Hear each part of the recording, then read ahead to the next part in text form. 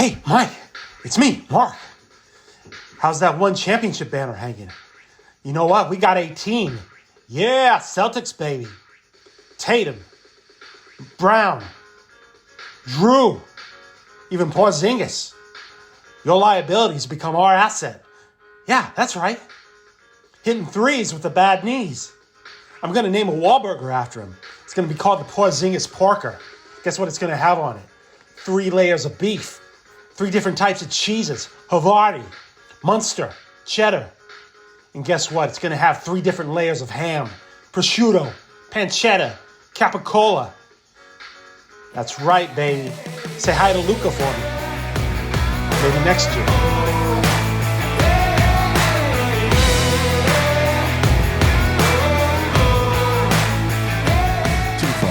Too far, Mark. Whoa, Yeah, Marky Mark with the hot takes versus with the hot Mavs. temper.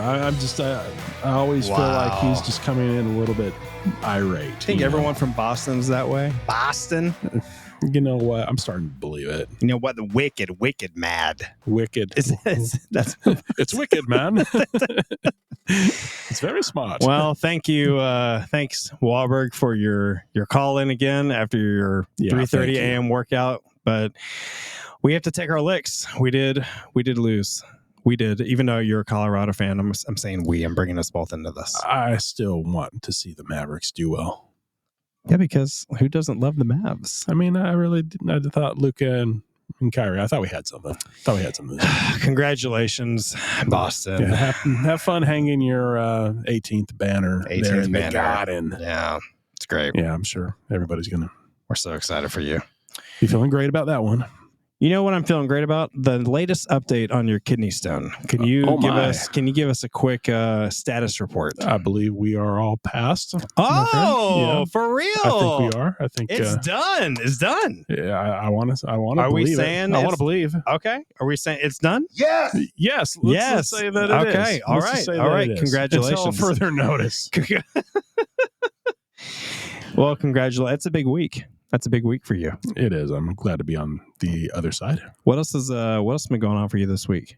Oh, let's see. This week, I've got some new leisure shorts. Oh, yes.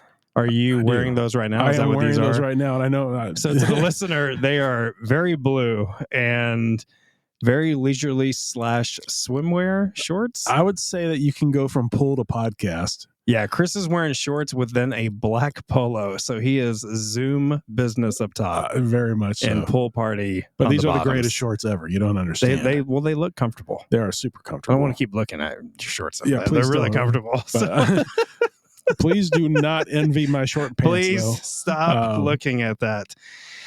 Well, you did not make a mistake with your shorts. So congratulations. Thank you. With your shorts. I, however, it's a wonderful Father's Day gift. I've made, shout out to your family. Shout out to the family. Wow, way to go. Way to go. 3 pairs of new leisure shorts. Okay, and, humble brag on the 3. I can't be happier.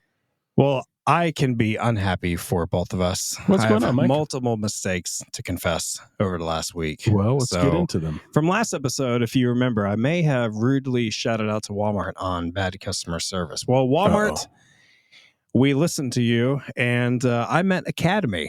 So it was Academy Sports that gave Joel some terrible customer service, not Walmart. So Walmart, we apologize. Okay, well, so the Walmart possible sponsorship is back on the table. Yes, the Academy if you're still considering, please consider Academy's out the door now because we just destroyed them. And then when I posted our episode, those of you with a keen eye would notice it wasn't Chris Howard that was hosting last week's episode. Who was it, Mike? It was Christ Howard. Do you realize how much pressure that puts on me? Do you realize that just ups the level a bit? I was thinking, well, I guess I had Christ on the mind. It's like, well, not a terrible thing. While you're making up branding and graphics, but yeah, the pressure's on you. So now you have the follow-up episode. So good luck to you today. Well, I'm glad that you were thinking of Christ as you were. Has anyone ever called you Christ Howard by mistake? No, that hasn't happened before, but maybe that will happen more now. Oh, and you know what? We're going to leave it out there on the social media. We're going to have a little thing called, author integrity. some authorship integrity. Yeah, Is that the We're phrase? just going to let the mistakes. We're sit letting out it. there. We're letting it stay out there. But you know what? It's my kind of mistake. If you're gonna make a mistake, why not? I mean, there are worse mistakes than being It's very, Christ. It's very Howard. Christ-like. That's So Oh, what are we talking about today? today, mistakes. We can what a dive good segue. into that a little bit. So Let's do it. I don't want you to feel lonely out there. I know you've been taking some heat. This is for me then. It's been kind of formidable. I want to make sure that you know that I've had to learn some lessons too. As We all make surprising mistakes. as that is, right? But, we're gonna take a little bit of a story time here too. So you're gonna minister to me through this storytelling, is what you're saying. This is like counseling for me. This is my gift to you. All right, let's do it. Yeah. Let's hear So, Story time, everyone. Story time with co-host Chris. well, before podcasting and before digital marketing and other things that I've explored, I started out my career as a programmer, systems engineer, program analyst, all sorts of fun titles that went with working these types of jobs where basically you sat in front of a computer and you programmed. Like you're And writing code? You're writing code. What kind of code? So I started off writing in a language called RPG, which sounds a lot of fun. Role, like a lot of role, fun. role-playing game. Right, Is what but it sounds nothing like. like it. But it was on a platform built by IBM called an AS400, and they tried to rebrand it to be the iSeries to sound a little bit more hip. Sound really cool. But really, this thing was ugly to look at. So basically, think a terminal, a black screen, Okay. Yep. green code, Yeah. and Like the blinking dot all the time. The Almost like blinking dot all Matrix the a little time. bit, a little Matrix. very style. matrixy. It looked Yeah. very matrixy. Okay. But that's what I'm working on out of college. So and- you were Neo in college. Gotcha. Yeah, we'll say that. We'll say I was Neo. But that's what I was looking at each day, and I wanted to play around with some new technology, right? Oh, dear. I had some friends that were off in the Windows world and doing some the fun things, and I was like, well, how can we make this a little bit more, user friendly? How can we make this a little bit more nice to look at for our client, which was an internal client? So I started playing around with Java, and that Was that a programming- new thing at the time? It was newer. Okay. It was newer. This was So- about 50 years ago, if This- I'm getting the timeline Yeah, more or sure, less 50 correct. years I forget ago, how old yeah. you are, so I was back in the day. I was 0 years old, and I was coding, and it was a Prodigy thing, and It's just a whole Prodigy yeah, thing, just being the one. like Doogie Howser without the medical stuff. So just insert programming. So you stuff. start experimenting with Java. Java, yes, and if I haven't bored you to tears yet, Java was something that you could basically hook up to this ugly-looking program I'm code. listening. And so basically take the We're listening, power we're listening. of the database and Oh, make now we're sure saying it database. looked a lot better. Yeah. So So put you were in a playing. nice So was this little- part of your job, or was this on the side? You were just trying to make it better. This was part of my job, and Okay. it was something I was interested in, and Uh-huh. so they gave me some rope there to Yeah. go ahead and explore it. And so the whole idea was, this is going to be something good. Well, long story short, I decided that I'm going to use some test data. Oh And dear. I'm going to pull some of that test data from our production environment because that's the best data. It's the real data. Yeah. And then I'm going to put it in a test environment, and I'm going to run some queries over it, and I'm Okay. going to make sure that this thing's working and everything's going fine. Okay.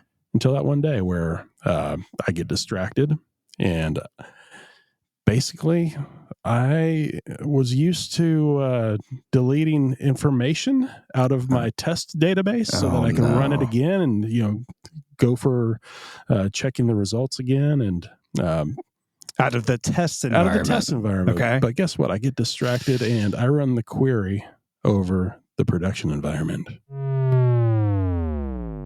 And it brings the whole house down. Oh no! So this is okay. Hold on. So let me recap this. See if I understand the technical jargon here. This isn't like you deleted that goes into a bin that you delete again later. This is like from the terminal. If you delete this, my understanding, it's gone. It's gone. It's gone. It's gone. There's no double delete. There's no safeguards. Not This on is again when machine. bread was a nickel 50 years ago. There was no backup, things like that. Did you say Brett was a nickel? Bread. I meant bread. Okay, So all right. thank you for calling out another mistake. I thought this was ministering to me, but whatever. So you run this script, it's over. Yeah, I run this query and my. it deletes all the loans in the system because this is a mortgage servicing company. All the loans? All the loans. So financial information? Financial information. Are you going to get in trouble for saying this? No. None of this is financial advice. Let's just, No. when people say that on podcasts, no matter what they're talking No, about, yeah. none of this is legal or financial advice. And We're the just saying that. statute of limitations. Yeah, is we just say all these definitely fancy up right now. words. So what happened? So Anyway, what in the world happened? Well, people start questioning some things. They start asking, "Hey, what happened to the loans?" What? And then people are looking around, and guess what? Finally, I think I know what happened.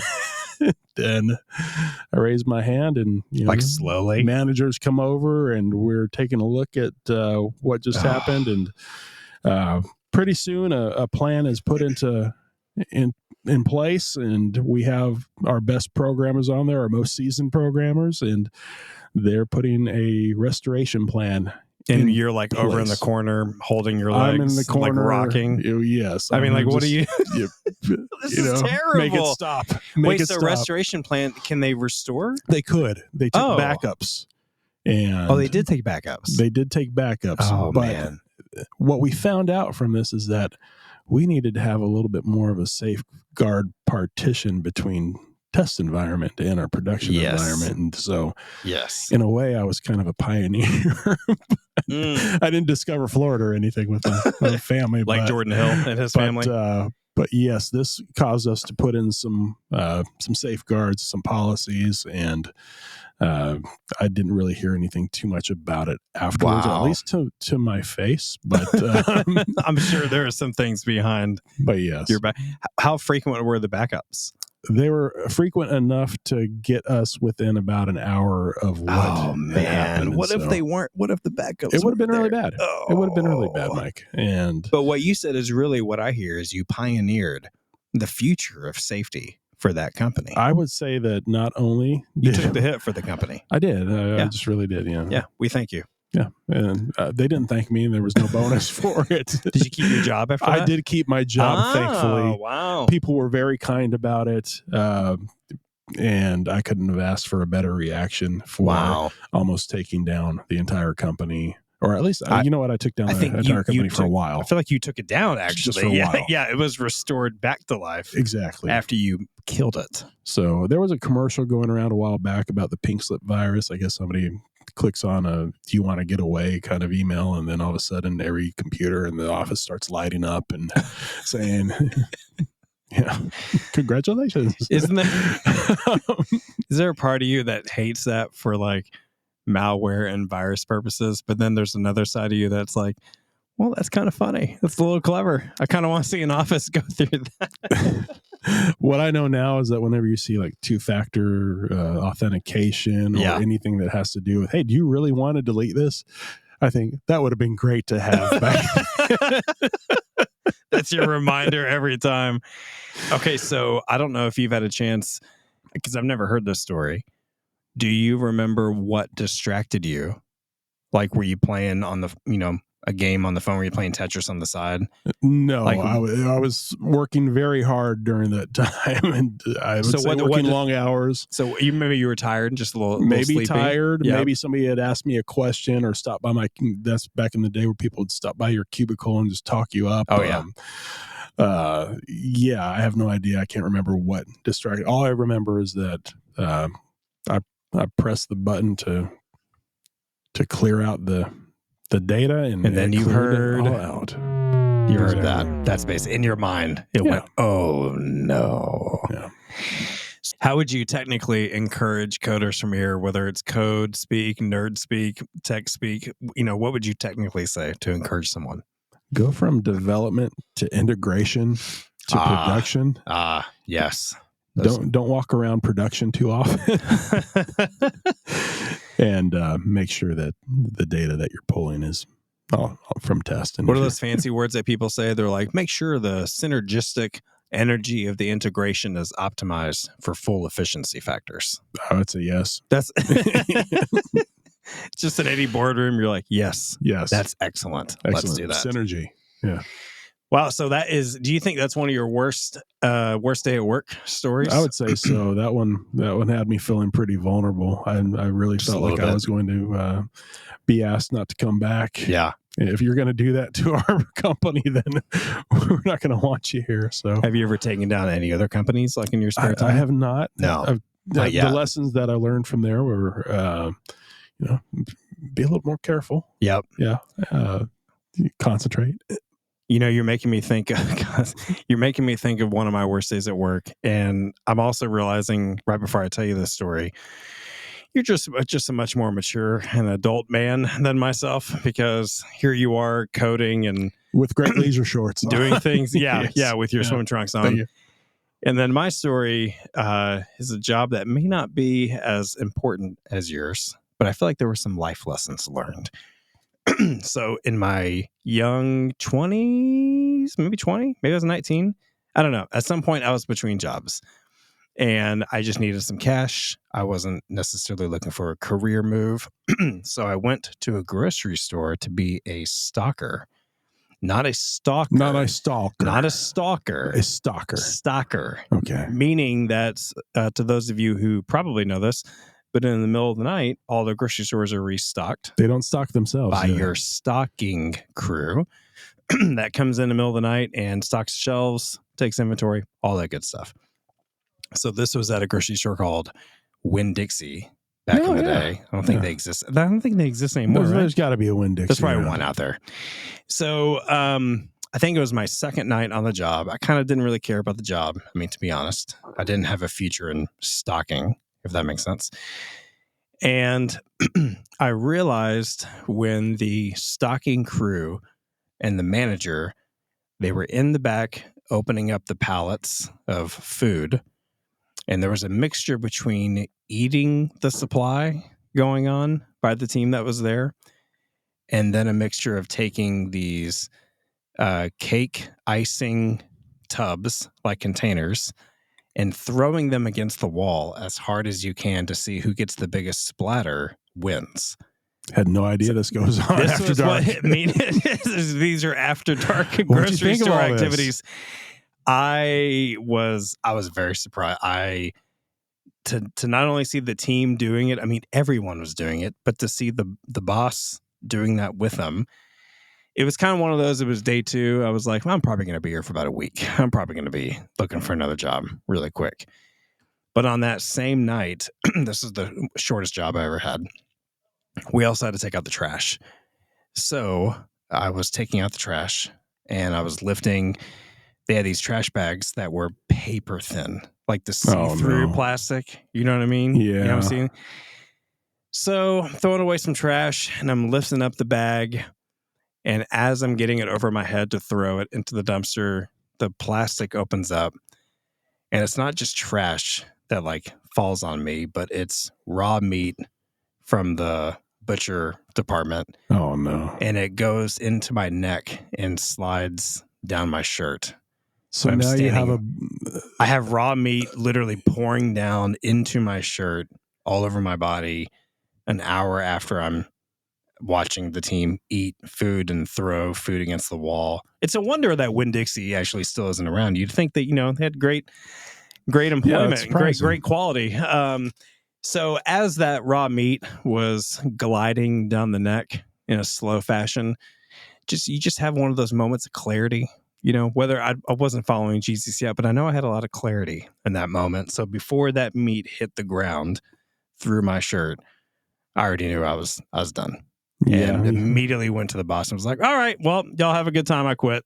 We'll see you later. And this is why you're still covered in meat, or did you take some time to clean up, or did you go straight to? I used something there to rinse off my neck, but it immediately, I think I even took off the shirt and changed to a t-shirt, got in the car. I just immediately went home. I was done. You didn't tell anybody what had happened. You just, I'm done. I wasn't even going to explain it. I wasn't interested. The whole thing wasn't going to work out. And again, they went out of business not too far after that. And again, I can't imagine why, but there's something about when you're working at a job and raw meat kind of glides over your body, you really think through your priorities. Yeah, that's kind of a job killer. Right? Yeah, that was I mean, hey, kudos to people out there who are stocking the shelves. Tonight we thank you for your service. And if you're okay with raw meat, hitting you in the face when you're taking out the trash, more power to you. So just take some precautions. Yeah, we would commend you. You might want to double bag that. Wear gloves and double bag, maybe wear a helmet, some pads. Yeah, so between your bad night, because it was during the night, right? Or early morning? Oh, no, it was the middle of the night. It was like 1 a.m. or something. And my bad day. Oh, yeah. Yeah. I mean, you took down a company and almost ruined thousands of lives. And, I took out the trash. Well, but we don't need to compare the differences. Not at it's all, fine. No, it's fine. They're really just the same. It's the same scenario. I'd gladly trade positions with you and get meated. Get meated. That's going to be a new phrase. Yeah. Hey, have you got meated at any of your jobs before? Yeah. But it's still, it's one of those things where you're not expecting it, right? I mean, to be honest, I wasn't a believer yet. And if we really want to go there, I really was thinking when I was driving home, I was like, okay, I clearly didn't want that job. And honestly, I didn't want to be around a team that acted that way. And it's not because I'm thinking I'm better than them. It was frankly because I feel like if I wasn't in that environment long term, I would probably join them just by association. And before you know it, I would be eating the inventory and throwing icing all over the place and laughing about it. And I just didn't want to do that. So there was something in me even that day, which I give God the credit for, because I don't think it came from me, that just had the mindset of, hey, I don't think you're supposed to be here. This is not your future. Whether or not you're looking for a career move right now, that you need to be walking with wise people and not associate yourself like this. No, and I'm glad you say that, because there were a little bit of a wake up moment there for me too of, is this really what I enjoy? It did kind of point to the fact that, okay, I was working pretty long hours there, and maybe not taking care of myself. And sure. So it made me question some things. And I don't think I stayed in IT much longer after that. But taught some good lessons though. What's a lesson? What do you think? What's an example of a lesson you kind of learned from that? Yeah. So I can think of several. Yeah. But one that comes to mind right away is slow down. Yeah. Slow down. Make sure that you are thinking about what you're doing. The work will get done with better quality versus quantity. Yeah. And I would say that that's helped me in whatever I've done beyond that. It's really funny you say that. So the other day, our group, we were going through Proverbs 18. And I'm not going to read through all these. There's 24 verses in there. But if you go back and read through Proverbs 18, it talks a lot about, at least my takeaway, slowing down, like wisdom. So it talks a lot about the opposite of wisdom. So the folly on like we run our mouths or we're too quick to talk. A fool's lips walk into a fight. His mouth invites a beating, right? A fool's mouth is his ruin. The words of a whisperer are like delicious morsels, and they go down to the inner parts of the body. And again, I'm not going to read through all these, but I feel like the takeaway was there's so much to be said biblically about the Lord being like slow and patient, and even multiple times talking in a whisper. And to the point that, like you said, if we don't slow down, we couldn't even hear him. But then I feel like by default, we do the exact opposite. Like we're racing and going or talking or yelling, or we want the next word in or opinion or the quick comment on social media, something like that. So that's a good word for me to even hear you say that. Kind of like, okay, I was clearly going really fast between test environment and production environment, like so fast, I made a colossal mistake. Yeah, you're right. I mean, part of me was just thinking about that meat slowly rolling down into your most inward parts of your shirt, but that's so terrible. Yeah, it's just so terrible. But really, the takeaway for me there is that there is no test environment. Yeah, here in real life, we have one shot. Yeah, here, and we need to be very considerate and deliberate on what we do. Yeah. And how we spend our time. Yeah. and also who we spend that time with. Mhm. And there's just, it's for keeps, right? Mm-hmm. Mm-hmm. Are you familiar with that phrase, for keeps? Yeah. Why Okay. don't you explain it for our listeners, for people who may not be able to relate? Sure. with? So, growing up, whenever we talked about for keeps, we meant that it was for real, that it was Yeah. actually, something was on the line. For realsies? For reals. Like how For would reals, youths of America say for reals? For reals? It'd be like slap, dab, blah.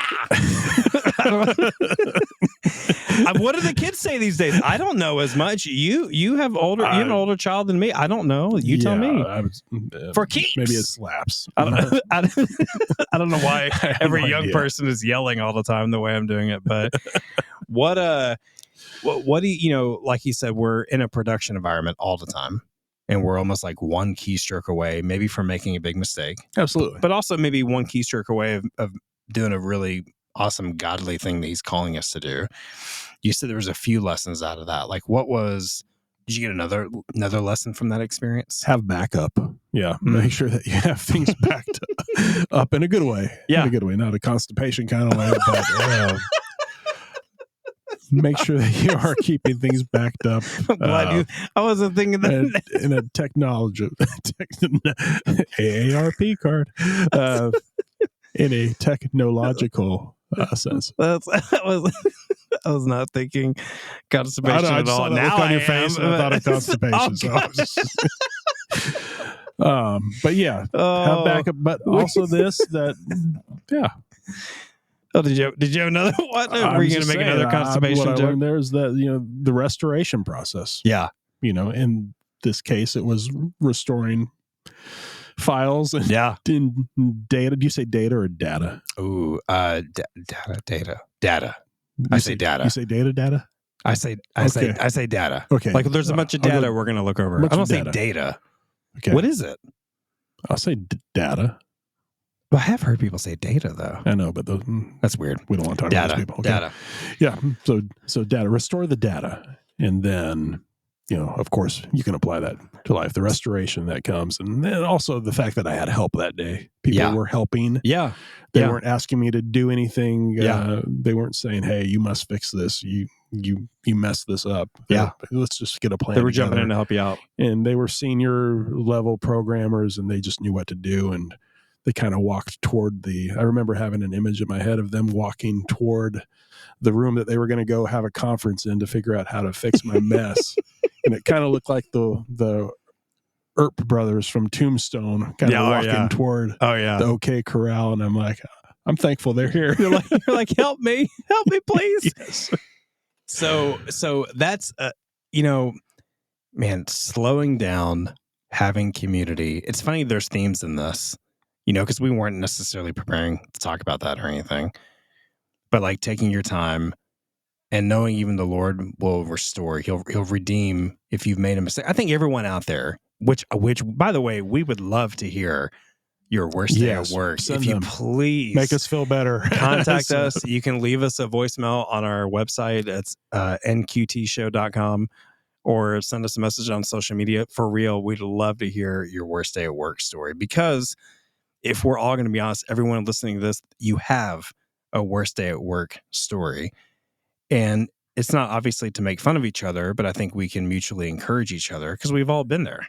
Like we've all made those mistakes and we maybe dwell on it too long. You probably beat yourself up, honestly, for a little bit of a season of that mistake. Maybe a couple seasons. Yeah, I mean, and I kind of did on feeling guilty I took that job in the first place, or maybe I should have read between the lines sooner, and I don't know, dwelled on that a little too long, and just we need each other to be able to talk about that. But it's awesome on this side of things, knowing that the Lord helped and redeemed both of us through those scenarios, right? Your info was restored and maybe gave you clarity for what to do in the future. Not because you made the mistake, but it just gave you clarity. And then I didn't run around with a crazy middle of the night stalking crew around the city, wreaking havoc clearly with our meat and cake icing. Yeah, I mean, that's an unusual gang of stalkers. Call ourselves the Winn-Dixies. But one of the things, Mike, too, that's a takeaway is that, thanks for saying Mike. Thank you, Chris. Yeah, Michael. Yeah, thanks for knowing my name. There's empathy for others when they make mistakes. And I think that was one of the lessons too that God wanted me to learn, was that when people make a mistake and you know that they didn't mean to, then of course I can relate. Yeah. And so that's a good word. A bit more patience in that. And so, yeah, a lot of takeaways from that. That's probably a really good word to end on, is can we increase in our empathy? You know, not obviously when we make a mistake, but really when others around us make a mistake. Because it is funny how quickly we almost get bothered or aggravated. Like we talked about customer service. And while some of that has gone down, the bar has gone down on some of that lately, some of these people they're just making mistakes. Like they're trying to get by. It sounded like I got choked up there for a second, but I promise I didn't. I'm not crying. They're making mistakes. But they're just, showing that grace and empathy to someone, because we're not perfect.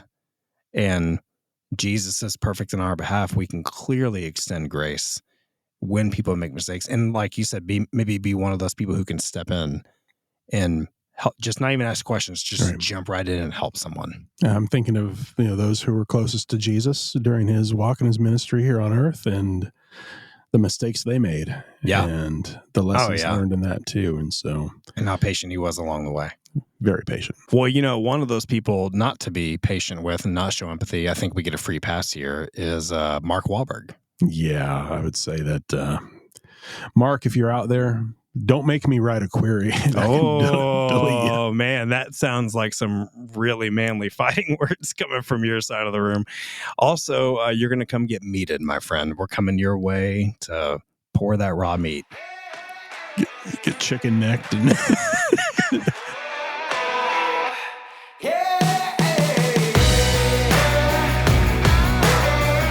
Thanks so much for joining us. Please consider rating and reviewing our podcast and hitting subscribe on whichever platform you prefer.